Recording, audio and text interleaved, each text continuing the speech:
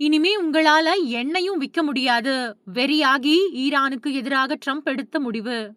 America, Iran இடையிலான 2வது கட்ட பேச்சுவார்த்தைய பாகிஸ்தான் முன்னறிவிப்பின்றி நடத்தும் அப்படின்னு ட்ரம்ப் அறிவிச்சிருக்காரு. போர் நிறுத்த ஒப்பந்தம் ஏற்படாததை தொடர்ந்து ஈரான் கப்பல்கள் ஹார்மஸ் வழியா போகிறத தடுக்கக்கூடிய பணிகள்ல அமெரிக்க ராணுவம் ஈடுபட்டிருக்கு. இதுக்கிடையில மத்திய கிழக்கு நாடுகள்ல நிலவக்கூடிய போர் பதற்றம் காரணமா ஏற்பட்ட கச்சா எண்ணெய் விநியோக பற்றாக்குறையை சமாளிக்க ஈரான் கச்சா எண்ணெய் மீதான விலக்குகளை ஒரு மாசத்துக்கு நீக்கிறதா முன்னாடியே ட்ரம்ப் அறிவிச்சிருந்தாரு. அந்த விலக்க இனி புதுப்பிக்க போகிறது இல்ல அப்படின்னு இப்போ அமெரிக்க தரப்பு அதிகாரமட்ட தகவல்கள் தெரிவிக்குது. இந்த நடவடிக்கையானது ட்ரம்போட நீதித்துறை ஈரான் மேல முழு வீச்சுல பொருளாதார அழுத்தங்களை செலுத்துறத காட்டுது. அதுபடி 19ஆம் தேதிக்கு பின்னாடி ஈரான் கச்சா எண்ணெய் மீதான பொருளாதார தடைகள் மறுபடியும் அமலுக்கு வரப்போகுது. முன்னாடியே அமெரிக்கா கொடுத்த அந்த விலக்கின் காரணமா 7 வருஷங்கள்ல முதல் முறையா ஈரான்ல இருந்து கச்சா எண்ணெயை ஏத்திக்கிட்டு ஒரு கப்பல் சமீபத்துல இந்தியா வந்ததும் குறிப்பிடத்தக்கது.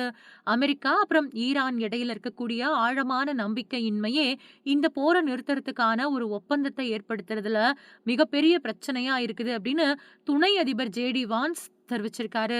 ஜியார்ஜியாவுல நடைபெற்ற நிகழ்ச்சியில பேசின அவரு இத ஒரு நாள் இரவுல தீர்க்க முடியாது.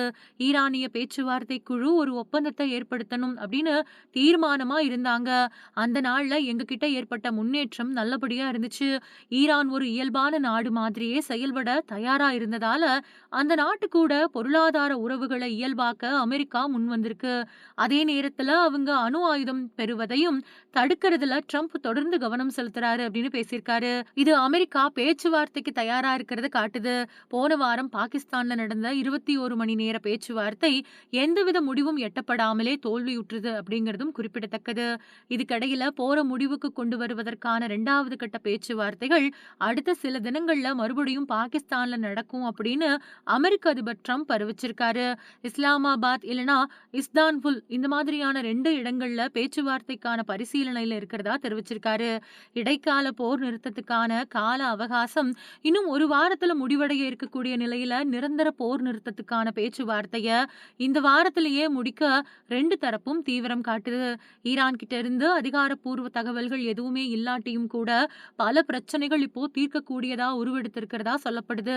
2ஆம் கட்ட பேச்சுவார்த்தையிலையும் அணு ஆயுத செறிவூட்டல் வரம்புகள், ஹார்மஸ் ஜலசந்தியோட எதிர்காலம் அப்புறம் ஈரானோட அதிக செறிவூட்டப்பட்ட யுரேனியம் கையிருப்ப கையாள்றது இந்த மாதிரியான விவகாரங்கள்ல கவனம் செலுத்தப்படும் அப்படின்னு எதிர்பார்க்கப்படுது.